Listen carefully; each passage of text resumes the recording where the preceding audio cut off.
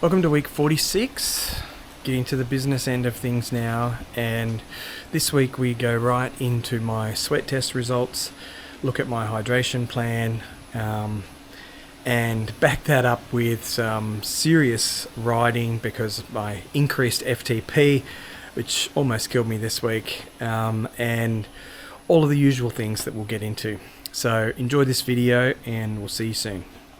Welcome to my journey. We're going to take this and train it to compete in this. Yes, you heard right. This fat, unfit, middle-aged man is going to compete in the Cairns Ironman Triathlon 2024. That's a 3.8k swim, 180k bike ride, and a 42k run. Well, hopefully run. Starting 60 weeks out, you can follow me and see if I've got what it takes to make it all the way.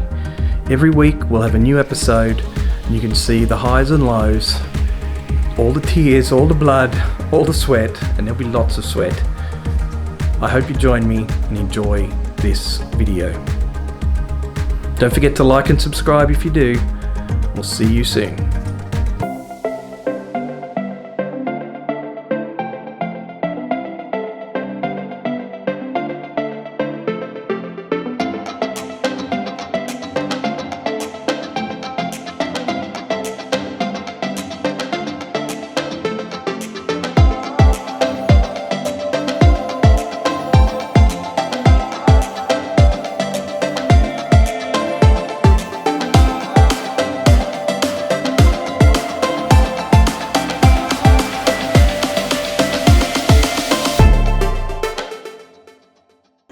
So the sweat test was really interesting actually.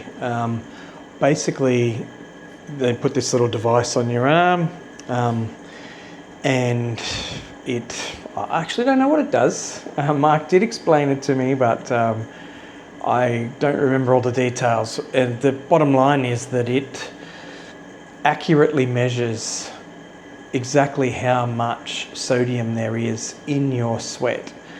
So in terms of litres, so per litre of sweat that comes out of you, this is how much sodium is in that litre of sweat.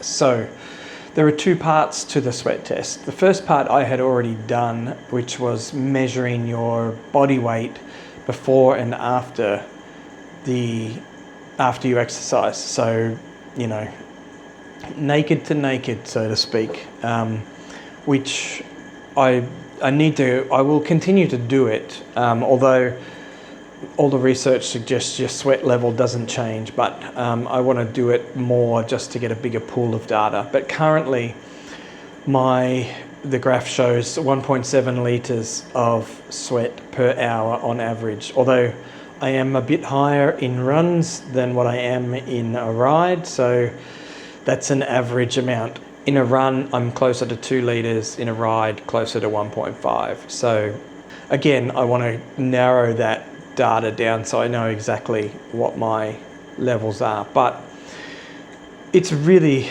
interesting to know the information and really important for me because I actually thought I lost a lot more sodium than what the test actually shows that I do. My actual results were 450 milligrams of sodium per litre, which actually is low, which is good.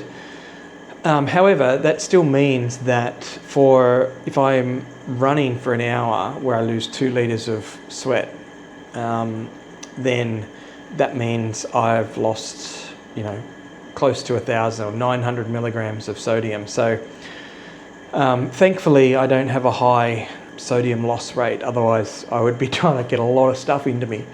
To bring it all together, my total fluid loss is probably the best way to put it, per hour. So I'm working on the fact that I'm losing about 1.5 litres per hour on the bike and 2 litres when I run. So on the bike, I will be having my current plan for hydration and fuel, by the way, because I'm now using Morton's 90 grams of carbs in my water bottle. So my ride this weekend, 4-hour ride into a 1-hour run, I will take with me 4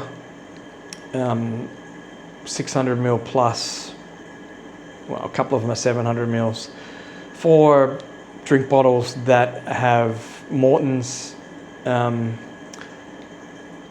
carbohydrate powder in them, so they will double as a carbohydrate and fluids for my body, which is really important, because if I had to try and do both, it would be very difficult to do. So, and then because it's 4 hours and because I don't have a hydration station along the way, I have to take a camel pack with another 2 liters of fluid, and I will be wearing my camel pack ultra marathon vest that I've got, which has another 2 600 ml drinks in the front. So I'll be fully loaded for a 4-hour ride. The only other way I can do it is to loop the ride, so I go for 2 hours, come back to the house, reload again, and then go out again.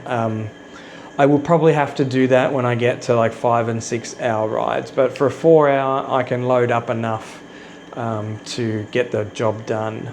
And for my run, I will use my ultra vest again with the 2 600 mils in the front, and that should be enough to get me through the hour that I've got to run for. So it'll be a little bit under, but I can make that up straight after. So, and what I also do now, so rather than putting hydrolyte or some other kind of salt into my fluids, I have got sodium tablets. So I just take 4 of these 250 milligram sodium tablets every hour. So I take one every 15 minutes, basically. I have this little very high-tech box that I've taped to my bike frame, which I'll show you right now. Very sexy looking thing, and it basically has enough, I can put enough tablets in there for 6 hours worth of riding, which should cover me no matter, even in the Ironman, hopefully. So I think last weekend I used this hydration plan and it worked pretty well, although I was a little bit under in the run, and so I had to make that up after I'd finished. But this week with the ultra vest, I should be even better than last week. So that seems to be working. And if I can do I still take a few little Cliff lollies with me, because it's nice to have something solid. But I find that getting everything through fluids just seems to be easier. It seems to work well for my stomach. And Morton's are the sponsor of the race, so shouldn't be hard to get that stuff. The only problem for me is that I've got to then mix that up during the race, which, for this particular race, because I'm just aiming to finish, it doesn't matter if I have to stop for a second and mix it up. But I'm not sure whether they'll have the carbs already in a bottle ready to go at aid stations. Feel free to let me know. That would be handy information, because that would save me a lot of time, obviously. But yeah, so that in a nutshell is my hydration plan, and I think I'm pretty happy with it. I think I've got it nailed down now. Unfortunately, I'm a big sweater, so shock horror. I think anyone who's watched any of my videos knows that already. And so yeah, so we'll keep refining that, keep getting more and more used to doing it. So now so all the pieces are coming together, I guess. We've got my night before, I'm having chicken and rice, chicken breast and rice as my carb loading process. Before I go for my ride, tomorrow morning I'm going to try some Nutri-Grain bananas and with a bit of honey drizzled on it before I go for a ride. I'm trying a couple of different things in that before I go out the door space, and the rest of it I think I've got pretty nailed down. So I'll just be really fine tuning that, making sure everything sits well and feels good, and And then, yeah, it's just doing more and more of that and getting more comfortable with it. So when it comes to race day, I don't have any, I know, Fergus has already talked to me about, like, a month before, we'll sit down and plan out all the aid stations. What am I going to get here? What am I going to get there? Like the whole box and dice will be laid out for me. I just have to know the plan and follow it. I'll probably print it out and put it on my bike or something, just so I know, in the heat of the moment, I don't take the wrong thing with me. But I think, so I'm feeling really confident about all of that at the moment. So, which is good, because that was probably the only thing that I was really concerned about, was that I would blow up at some point because I wasn't getting my balance of everything right, which is, they say it's the fourth leg of the triathlon. Well, for me, it's probably, for us super fit people, it's probably the most important part, because if you can't get that part right, none of our stuff matters. And so I'm feeling really comfortable about that now, and yeah, I'm really looking forward to nailing it down even further.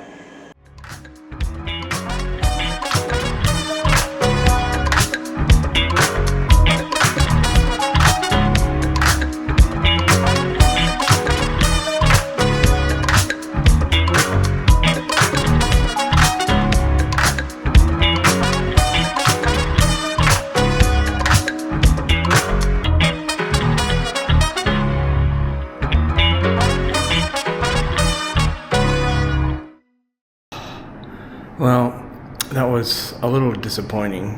I finished, I just didn't do the last 3 minutes at the highest intensity, because I just couldn't make my legs move anymore. This week has been back into a full hard week, and then having my FTP increased by 50 watts was a big call. I've somehow made it through the micro to thresholds on Tuesday, and then the run yesterday was really tough, and then today the old legs just there just wasn't a lot left. So I'm surprised I got that far, to be honest. I really wasn't 100% sure what I'd be able to do. So, but anyway, I will get used to the higher FTP, no doubt. So, yeah. But yes, this week has been a tough week on the legs, and I've got a 5-hour brick on Saturday. So, yay! Now I'll go and roll out my legs and see if I can get rid of some of the soreness. Maybe have a bath in magnesium or something. It is not as flat as I was thinking it was going to be, but it's all good. So this is a roughly 250 metre lap. It's a bit more than that if you swim exactly, but I'm just sort of going to count it as 250 metres per lap. So see how many laps I can get done in an hour. Definitely choppier than I was anticipating, but it's all part of the fun, isn't it?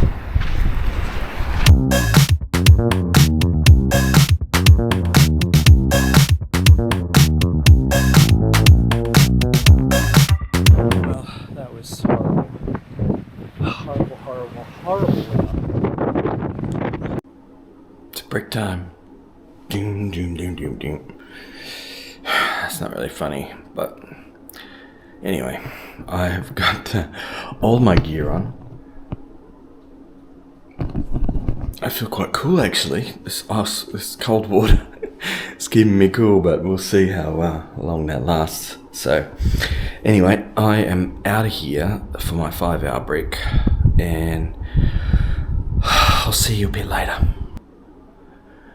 Well, that's the end of my break.